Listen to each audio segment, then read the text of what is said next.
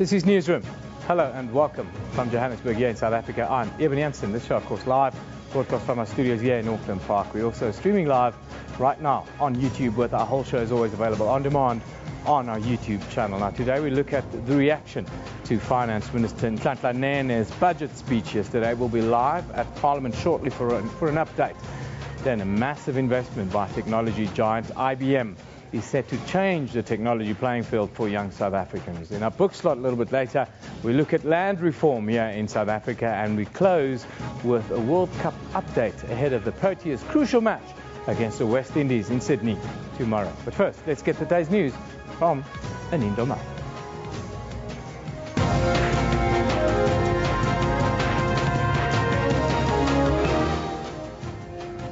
Good morning, I'm Anindo Mal. Let's just have a look at the stories making headlines today.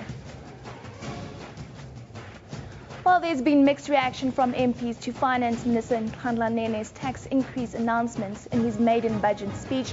Some economists say the minister's announcement of a broad tax increase for the middle and high income earners is a good move.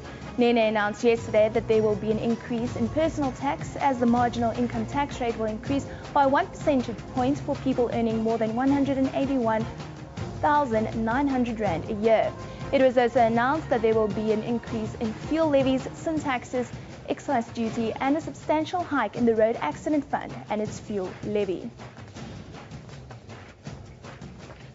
The state is an incapable state that will now be spending more and more, and South Africans out there must be the ones who are financing the deficits that South Africa is facing. We particularly feel that there is a need for increase in corporate tax, and then we relieve individual, ordinary South Africans. Opposition parties will question Gauteng Premier David Makhura during a debate on his State of the Province address in the provincial legislature this morning. After delivering his address on Monday, some opposition parties in the legislature dismissed Makhura's speech as disappointing and said it contained nothing new. Makhura was also criticized for not making any conclusive remarks on the multi-billion rand e-toll project. Somali-owned shops in the Marikana informal settlement in Philippi on the Cape Flats will remain closed temporarily. Community leaders and the Somali business community held a meeting last night following looting on Tuesday. Both sides decided to halt trading and ask for calm to be restored in the area. Whatsoever the cause was, we know the root of the cause, but exactly we still need to change the matter into peace, and we don't want it to continue such violence again. So we would love to live together in a peaceful manner with the community that we're serving for. Former Kenyan Prime Minister Raila Odinga says peaceful elections are a must for Lesotho to ensure a smooth democratic transition. Odinga, who is leading a team of African Union leaders monitoring the elections, added that the Union is very concerned about elections that take place on Saturday.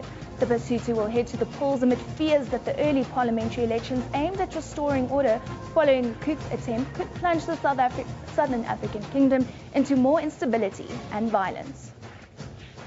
What we just want to urge is that all the players should act in a manner that will be conducive to free and fair contest. We would like the people of Lesotho to speak through the ballots. And in cricket, Afghanistan have registered their first even World Cup victory by beating Scotland by 1 wicket. Afghanistan won the toss and elected to bowl first in a Pool A match played in Dunedin. The Scots were all out for 210 in their allotted 50 overs.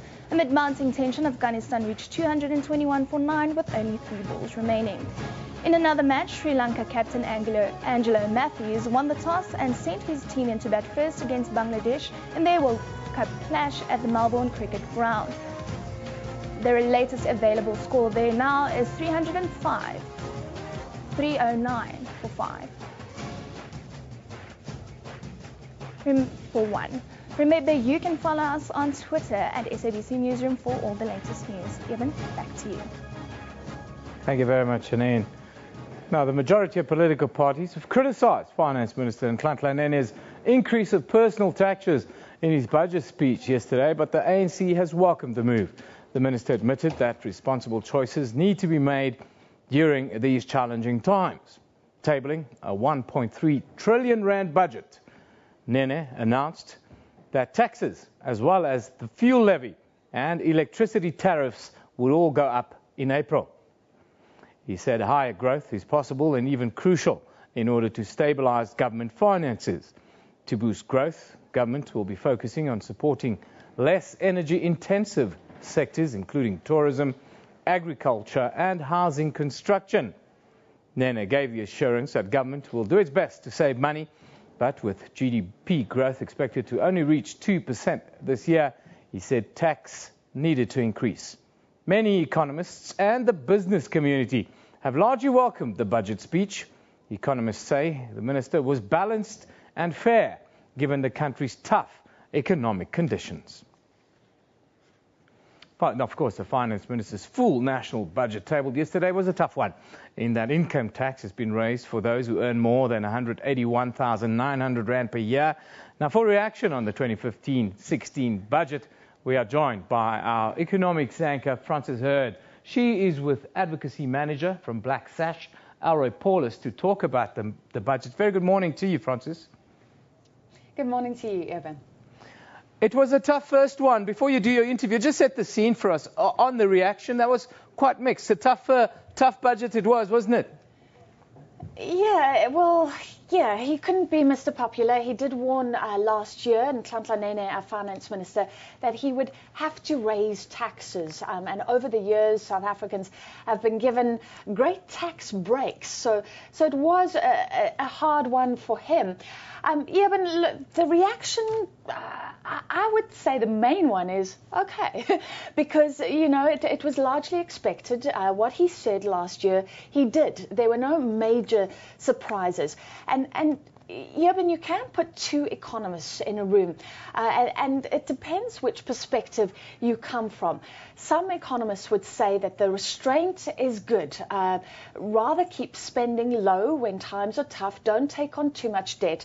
That's what the finance minister is doing. That leads to long-term sustainability, and that's good. Other economists, other groups would say, no, when times are tough, you should spend. You should spend more. You should help the poor. You should do much more to boost growth. So the reaction, I think, is largely informed by the perspectives that people are coming from. Like you said, business mainly welcoming, I guess, the stable stance, the constraint. Others are calling for a budget, were calling, and are disappointed because they want something that would give the poor, the unemployed in this country, so much more. Let's get a perspective now. Like you said, I'm with Black Sash, I'm with Elroy Paulson from that human rights advocacy group, mainly looking at the rights of the poor. Elroy, was this a budget that wasn't great for the poor, in your perspective? Well, thank you, Francis, and thank you to the SABC for the opportunity. You spoke earlier on about a balancing act. Certainly it was tough for Minister Nhlanhla Nene. He had to downgrade the projected growth figures from his MTBPS address to Parliament in October 2014, down from 2.5% to 2%. Within that context, however, and even because of the fact that more than R1 trillion in expenditure is allocated, the choices made by the minister in the context of how this helps the poor has been regrettable, and we don't say that lightly.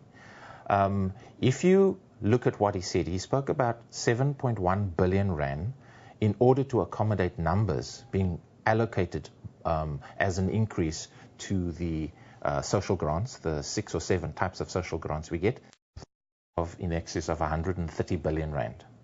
But if you adjust for consumer price inflation, the CPI index, whether you use the fiscal year or the calendar year, both of them are between 4.3 and 4.8. If we use the most conservative measure of 4.3, the state old age pension beneficiaries who get 1,460 or a little bit more, a 60 Rand increase, just barely survive. And if you understand how the basket of common goods is calculated... Let's just clarify, because we spoke about it yesterday. So you're saying the increases given to those relying on these social grants is basically less than inflation as well. That's right.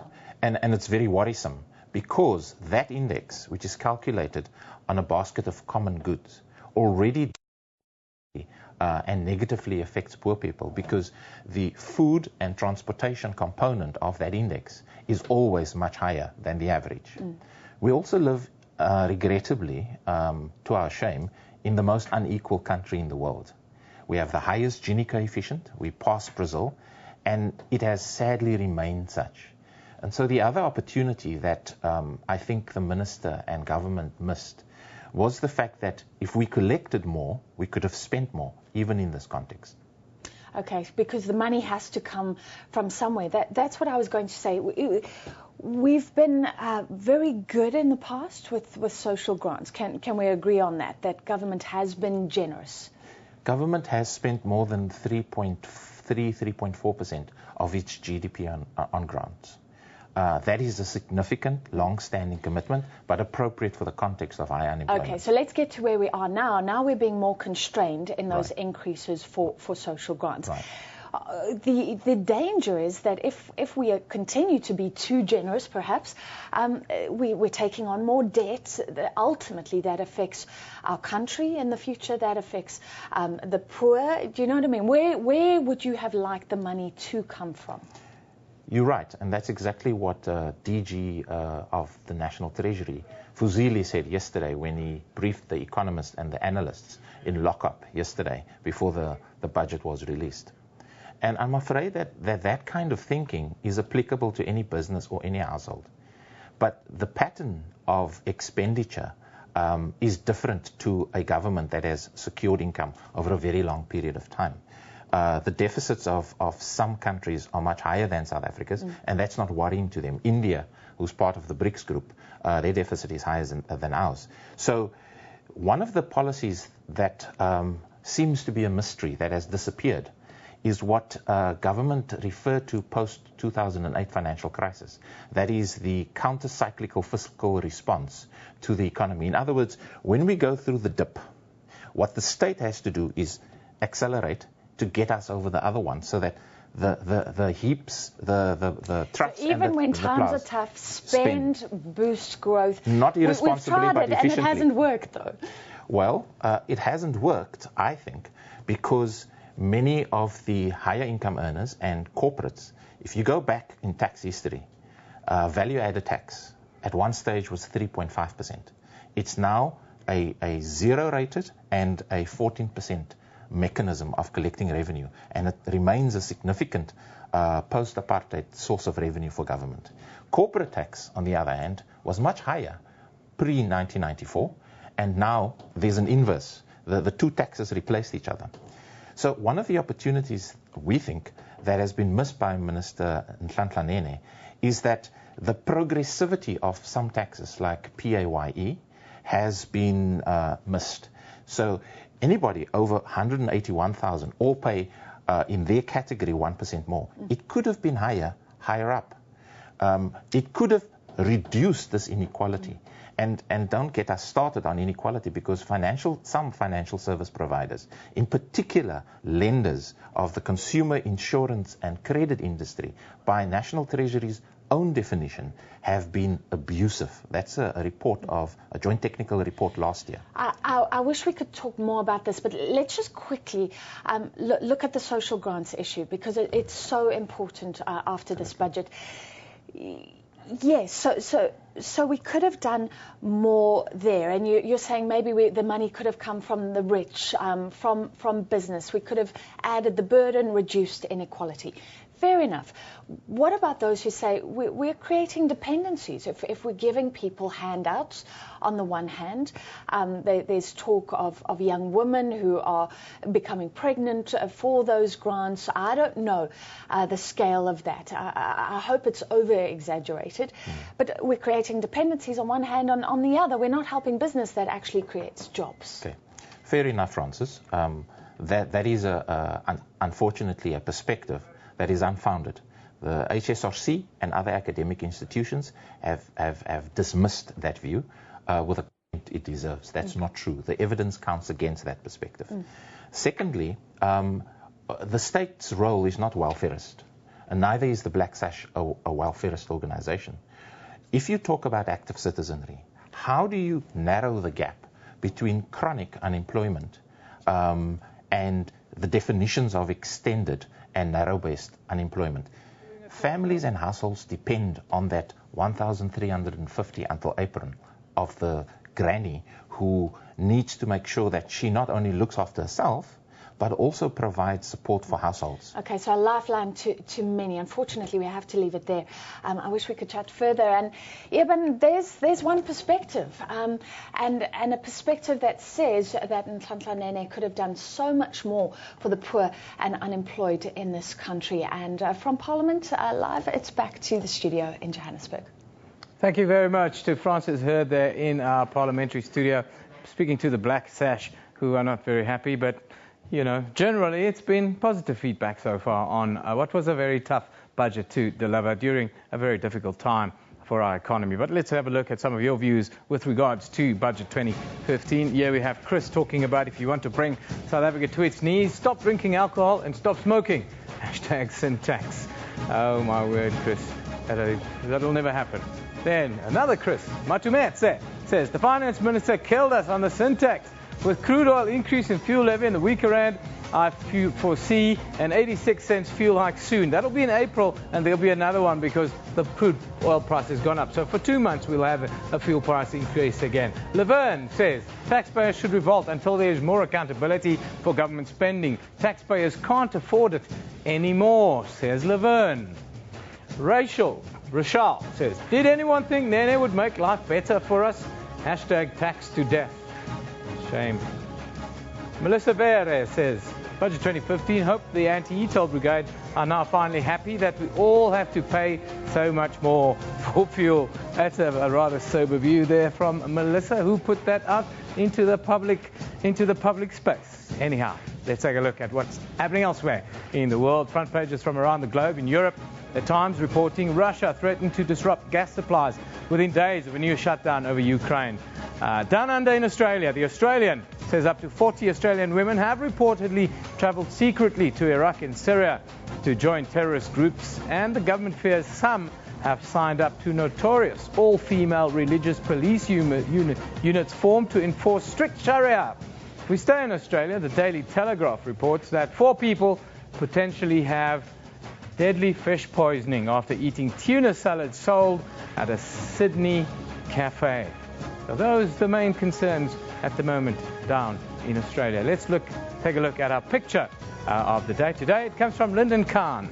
It says, one of several spaza shops looted in Marikana, Philippi in the Western Cape. Police arrested 11 people for public violence. Thank you very much for that one.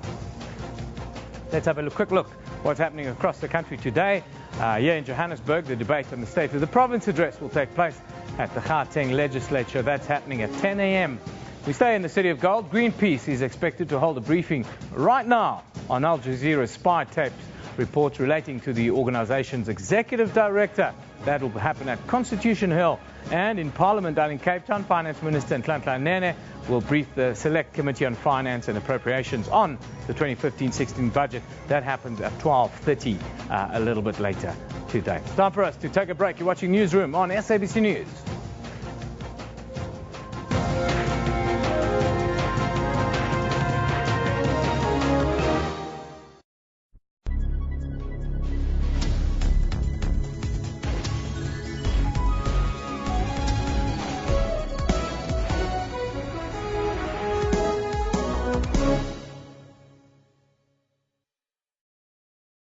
Hello, it's a favorite minister here. Yane, party is a very nice language because it was written by you, the people. Here's a good one. Try hard, and the individual who tries against all odds. Hoi! Give me water! Help make party South Africa's 12th official language. Sign the petition today. This one is good, hey?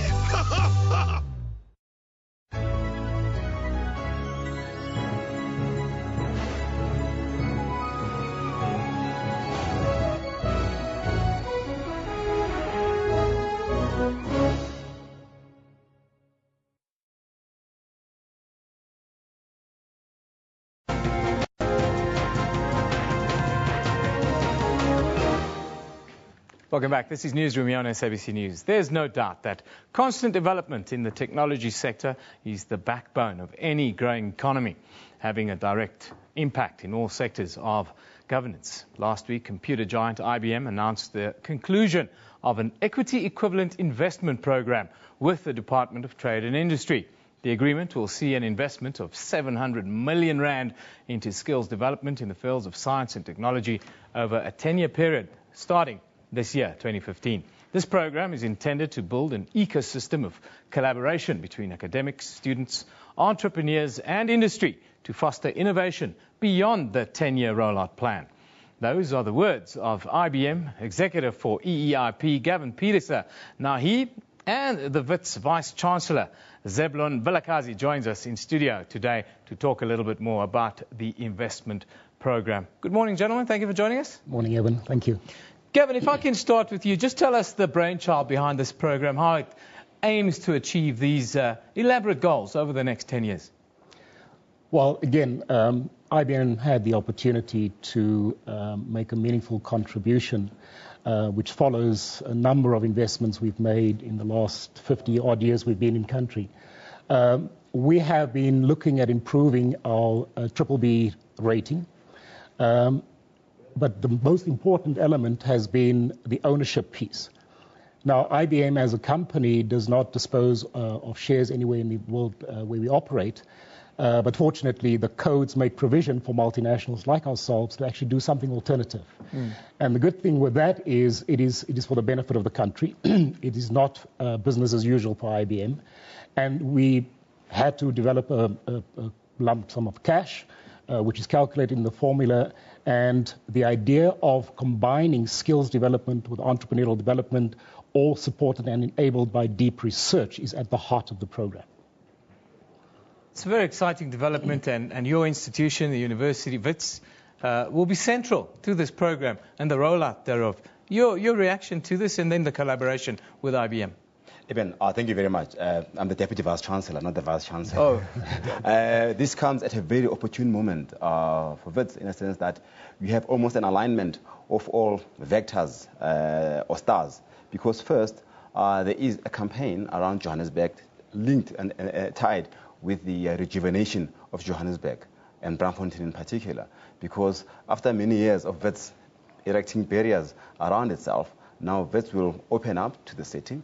We are launching a tech hub, an innovation tech hub in Braamfontein called Smologong. So that's where this IBM research lab will be. So it's actually a partnership involving WITS, the city, the province, and the state as well. So in a sense, we are really beginning to put together all components that will really change the face of Braamfontein and really play a key role in the rejuvenation and actually creating a platform or an ecosystem for new startups to flourish. Now, Gavin, I had a brief meeting with you last week, and you guys have an even grander vision for this project. And the ultimate vision really is to create one of the, or probably the technology hub on the African continent within the Braamfontein precinct. Just talk us through that vision.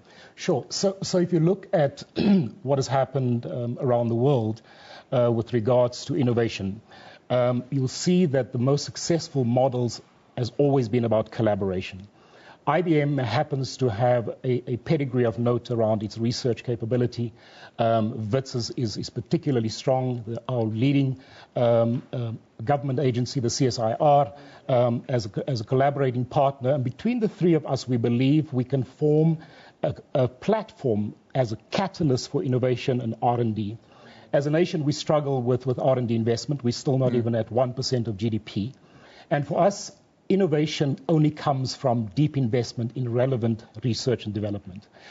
Because as a nation, we're struggling to produce solutions and intellectual property that has got legs around the world. We need to become more competitive as a nation, but at the same time also enable our black entrepreneurs in particular to develop this new IP, both for local markets and international markets, which we can export. So for us, this is the beginning. It's the kernel of a much longer-term vision. We want to create a national asset where others can come and piggyback and collaborate with us. And we really welcome the opportunity to work around the renewable energy, for example, the future digital mining, the health issues, all of that stuff. But we need to build the skill sets, and we need to have entrepreneurs who can actually commercialize the solutions. Skill sets is the word that stands out, and this is skills development. Talk about who do you see and how will they benefit from this program? Well, in as far as skill sets are concerned, VETS has already coded into the program a curriculum that you've developed along with IBM in applied computing. So when these youngsters come through next year, they'll be able to be channeled using the VETS academic program to qualify as highly qualified experts in areas of computing, IT, and other tech skills. Don't forget, when you're moving towards the 21st century, or we are in the 21st century, a century of great innovations. How do you know, like 15 years ago, there was no Twitter, there was no Facebook.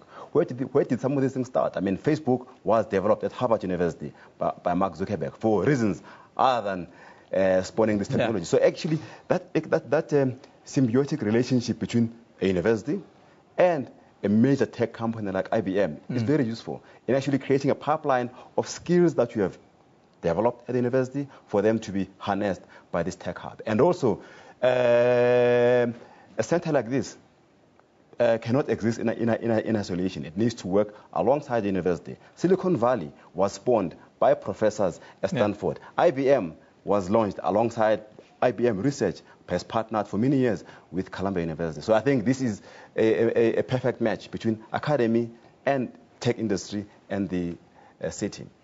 Kevin, technology will really drive the African Renaissance in the 21st century, if we can still use those kinds of terms. But this is not the only investment that IBM has in South Africa. Tell us about the other stuff that you guys are doing, and then sort of the vision for the next decade and a half, 2 decades. Sure. Again, just some context. You know, there's 3 major game changers that will determine South Africa's role on the continent from an economic perspective, but also within the BRICS community. And the first one that is driving that is the rapid urbanization we're seeing. And with that comes the inordinate demand for infrastructure. So we talk about smarter cities, as for example, you know, how do we manage in a predictive way the demands of citizens on cities, from sanitation, water management, power, traffic. So there's massive challenges around that. And industry has to align itself to manage those changes. The second one is I alluded to earlier on, is South Africa's relative contribution to global GDP. And that talks to innovation. So for us, we looked at all the new pervasive technologies around big data and analytics, cloud computing, security, mobile, social business. And for us, if we don't prepare our country from a skills perspective in those disciplines, which is exactly what the undergrad and postgrad program at WITS will seek to achieve, but also have entrepreneurs with deep functional knowledge, whether it's in analytics, in a vertical like health, in e-government, etc. So these are the technologies that needs to begin to flourish, and we need to make sure that everybody understands that our future depends on it. So with regards to IBM's other investments, we've invested recently in an innovation center down in our Sandton office, where we welcome entrepreneurs, business partners, anybody who wants to collaborate to come and work with us and use the technology that's available. For example, we have this amazing development tool that we make available to as many young application developers as we can, called Bluemix. And the turnaround time for developing a new solution could take you less than 24 hours ready to go to market, as an example. So that's some of the investments that we're looking to make here. Timeframes. What kind of timeframes are you looking at, and how are you at the university planning on expediting this program in the short term? Right. As I mentioned earlier, we've already almost bedded down the curriculum that we've developed for the first tranche of matriculants who will come through next year. We are already in the process, along with my partner in IBM Research, who is located at the headquarters in Rivonia Street, to recruit postdocs, to recruit researchers of highest possible caliber.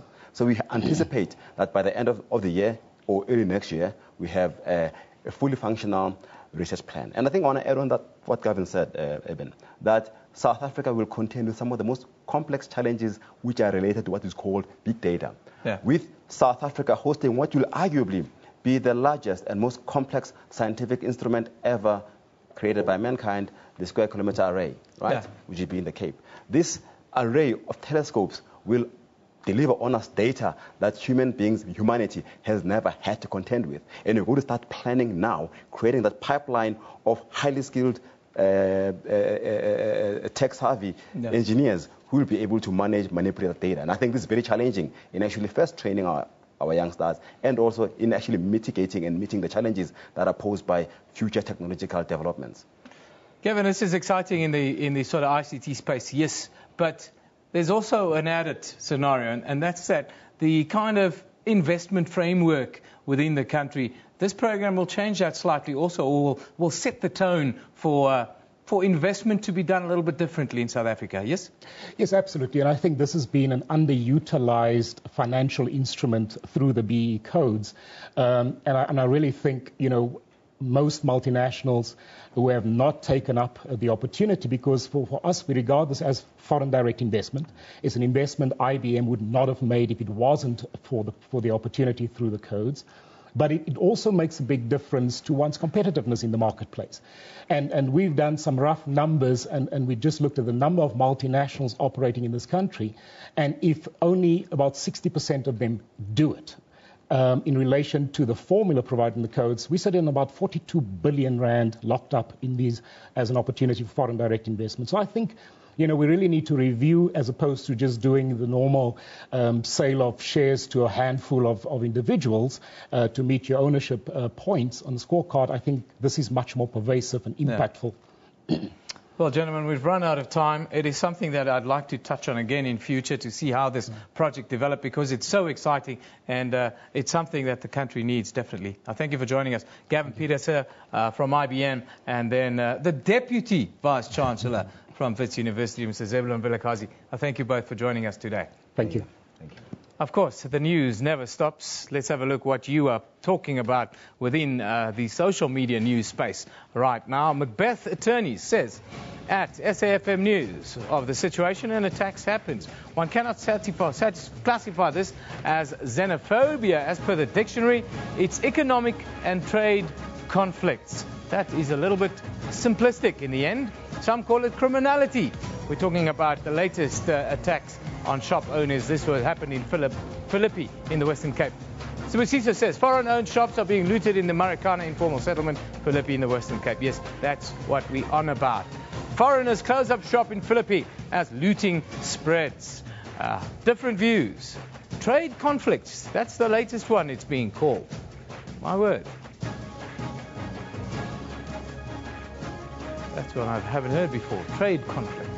Anyhow, today's tweet of the day comes from Mamzi Masinyetsi on the upcoming elections in Lesotho. Amazing, she says, how the most sensible of people can judge election wins by the size of their rallies rather than by ballots cast. Hashtag Lesotho elections. Yes, a tender topic at the moment. But let's take a look at what's happening on this show's Facebook page. Go and like us there. We've got about 1,000 likes. We want a little bit more than that. You'll see there today, government has been urged to ensure that Mkhulisi family's concerns that it might have received a wrong body following the collapse of a Nigerian church are adequately addressed. Then, the United States government has dismissed as absolutely ridiculous claims it campaigned against the candidature of Dr. Nkosazana Dlamini Zuma for the African Union Commission chair. Yeah, we stay in the United States. 3 men have been charged with conspiring to support the Islamic State, including 2 who plan to travel to Syria to fight on behalf of the radical group. It's a scenario that's playing out all around the Western world at the moment. It seems you can find all of those stories and a whole lot more on Newsroom Facebook page, or you can visit our website. It's sabc.co.za/news. That's where you get all the latest updates all of the time. This is Newsroom. We'll be back after a short little break.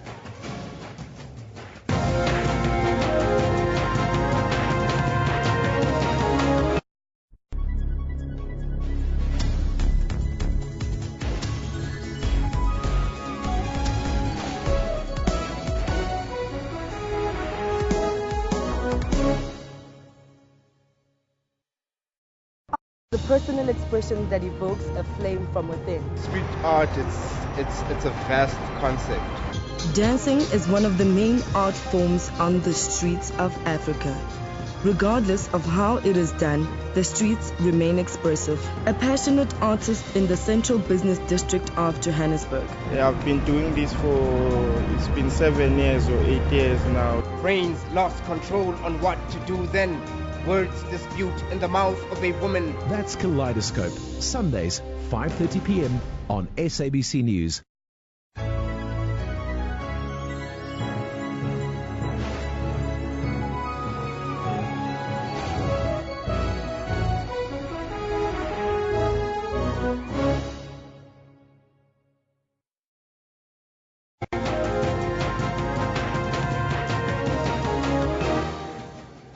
Welcome back. You're watching Newsroom on SABC News. Let's just have a look at the stories making headlines today. Well, there has been mixed reaction from MPs to Finance Minister Nhlanhla Nene's tax increase announcement in his maiden budget speech. Some economists say the minister's announcement of a board tax increase for the middle and high income earners is a good move. Nene announced yesterday that there will be an increase in personal tax as the marginal income tax rate will increase by 1 percentage point for people earning more than 181,900 rand a year.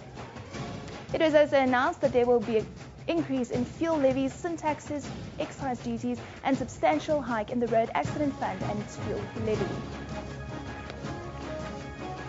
Opposition parties will question Gauteng Premier David Makhura during a debate of his State of the Province address in the provincial legislature this morning. After delivering his address on Monday, some opposition parties in the legislature dismissed Makhura's speech as disappointing and said it contained nothing new.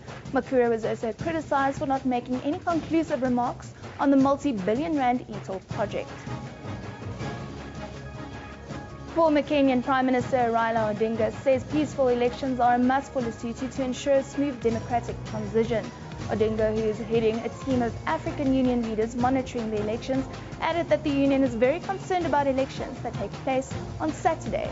The Basotho will head to the polls amid fears that the early parliamentary elections aimed at restoring order following a coup attempt could plunge the Southern African Kingdom into more instability and violence. Remember, you can find all of those stories on our Newsroom Facebook page. You can also follow us on Twitter at SABC Newsroom. Evan, over to you. Thanks, Anine. 2014 was the deadline that the ANC government set for itself to redistribute 30% of commercial agricultural land into black ownership. This target was not met, and currently there's little agreement on what's the best way forward. Now, land reform is once again under the spotlight as new legislation that will prohibit future ownership of agricultural land by foreign nationals will be signed into law later this year. Today, we take a look at the book, Land Divided, Land Restored, that presents an opportunity to review the contemporary significance of land as a social, economic and natural resource in South Africa. And for our weekly book slot, we are joined in studio by one of the two authors of the book, the South African Research Chair in Poverty, Land and Agrarian Studies at the University of the Western Cape, Ben Cousins. Good morning, sir. Thank you for joining us. Good morning, Evan. Why haven't we met, South Africa, the 30% target that we've set of turning agricultural land into black ownership then? Even the fundamental reason is because the budget for land reform is simply too small.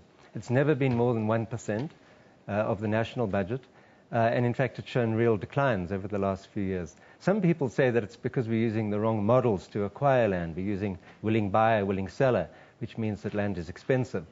But I think those arguments are not very strong, in fact. In our book, we have a fascinating chapter by Michael Aliber from the University of Fort Hare, basically putting to rest the myths around willing buyer, willing seller. It's fundamentally a matter of priorities, political priorities, and therefore money in the budget. 102 years ago, the Native Land Act of 1913 was passed. Are we still at effect of that piece of legislation more than 100 years ago? Indeed, we are. What the Act fundamentally did was set in stone the division of our country into zones of white residence and settlement and zones of black residence and settlement. The infamous 13% followed after the 1936 Land Act, building on the 1913 Land Act. What we live with today is this racial division into two very, very different zones. And we see, unfortunately, great continuities in current government policies with those of the past. Rather than changing policies, we're actually reinforcing, for example, the notion that South Africans who live in communal areas under custom do not have the same rights as the rest of us as citizens. The emphasis in government's programs on rebuilding the class of black commercial farmers unfortunately reinforces the divisions and dualisms which we've inherited from the past. Yeah. So I think that policy is at the moment not addressing those legacies, unfortunately. Your book addresses some other interesting facts also, how this plays out, climate change, for instance, threats to biodiversity, global economic uncertainties. How does this all play out in the redistribution of land process? Well, one unfortunate fact about current policies is that land reform and agricultural policy do not really connect with one another very strongly. They run in separate departments, separate ministers, and the real difficulties facing agriculture, whether it's large-scale commercial agriculture or smallholder agriculture, are not being addressed through land reform. What we fundamentally need is a new system of agricultural production, which addresses the causes of climate change, which addresses the fact that we're integrating into global markets. And at the moment, land reform doesn't really set out to address those issues at all. So I think we need to bring those departments together, those policies together, in a coherent way, which unfortunately we don't have at the moment.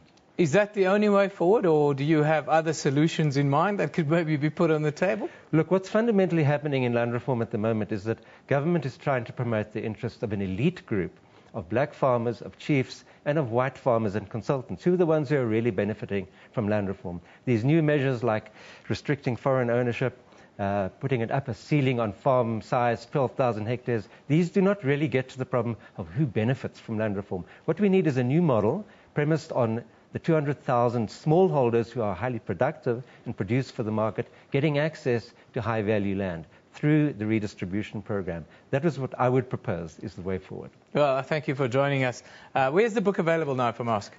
In most bookshops. It's at the airport, exclusives. You can find it everywhere. Okay, so all good bookshops, as they call it. Thank you for joining us today. Ben Cousins is one of the authors of the book Land Divided, Land Restored. If you're really interested in the most passionate of issues here in South Africa, get the book and you might have an interesting take and a backstory on the issue that we are facing with regards to the redistribution of lands. Let's move on and have a look at some of your tweets. Of course, you know, much cricket going on at the moment. It's World Cup. And Big Ball Card says, set your alarm clocks for a 4:30 a.m. start to support the Proteas against the West Indies.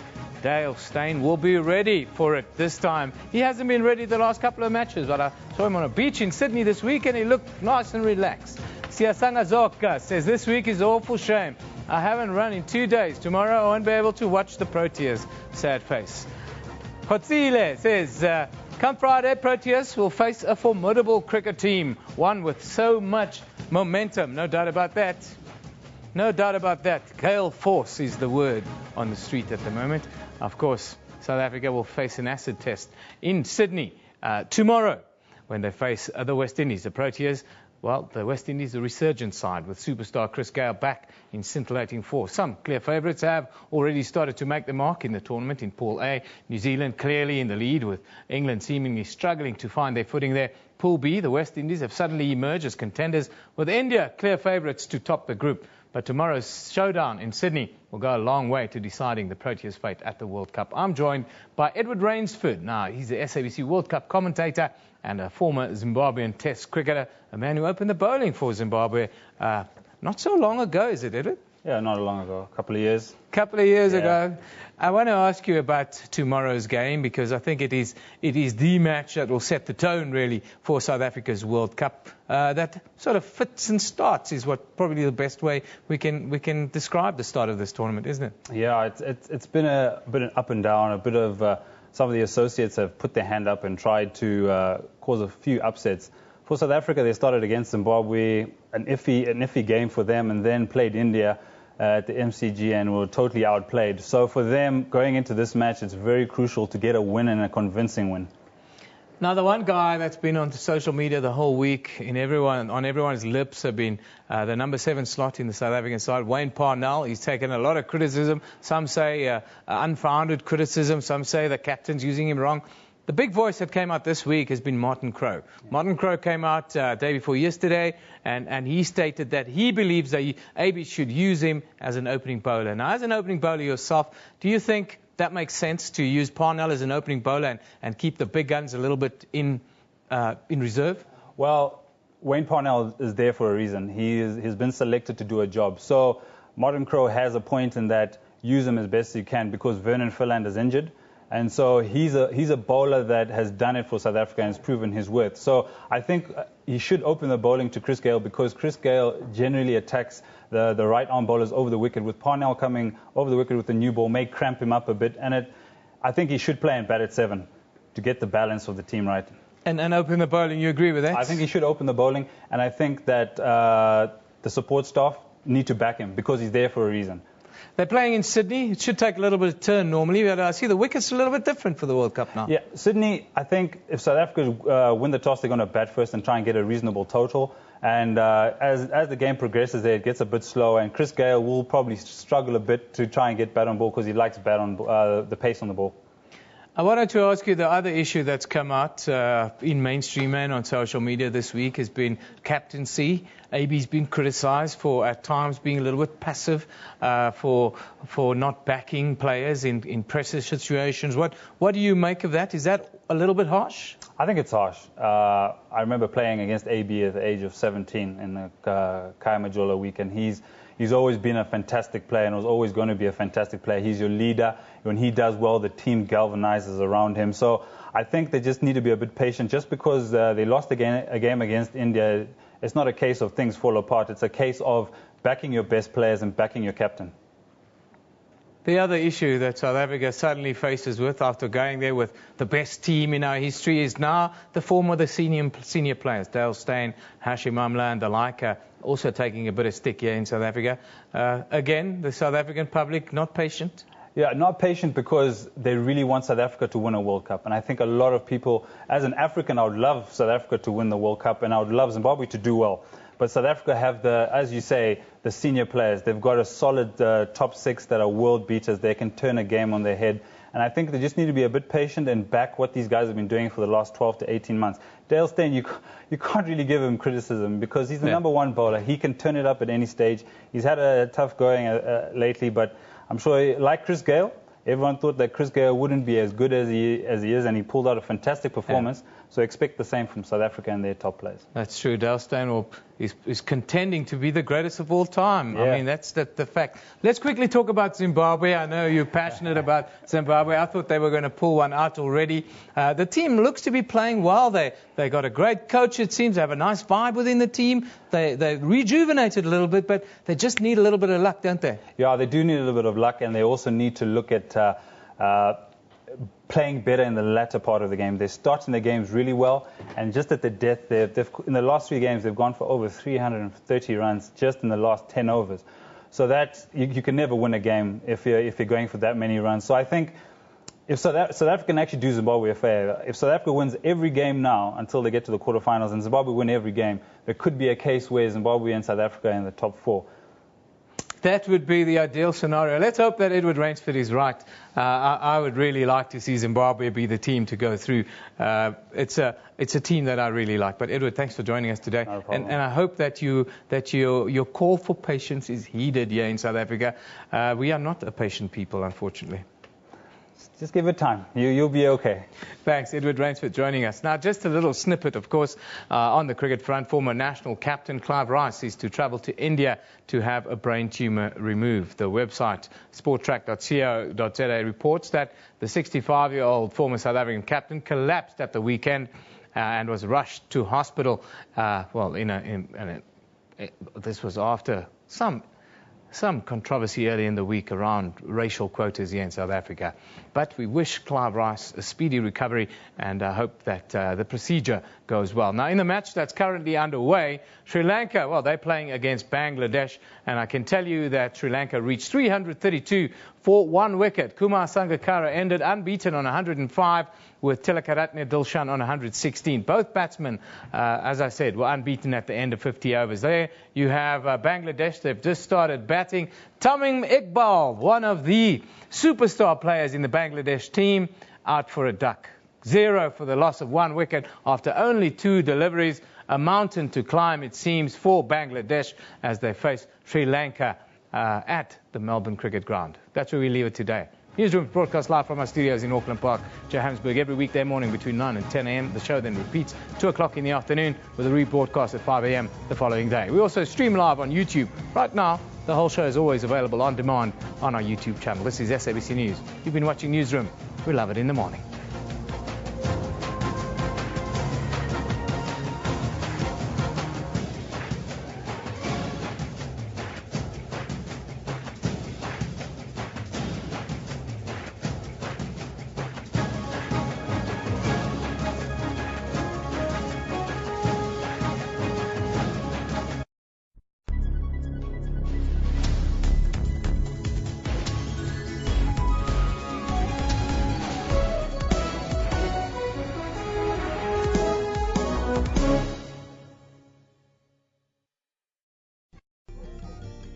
South Africa was in flames as the country was made ungovernable. The world was putting more pressure on the ruling party, the National Party. There was a great need of political parties to keep law and order. This calls for the release of Mr. Nelson Mandela. Mandela has been in prison since August 5th, 1962. To those fighting against racism and oppression, Tata became a living legend despite being in prison. On the 2nd of February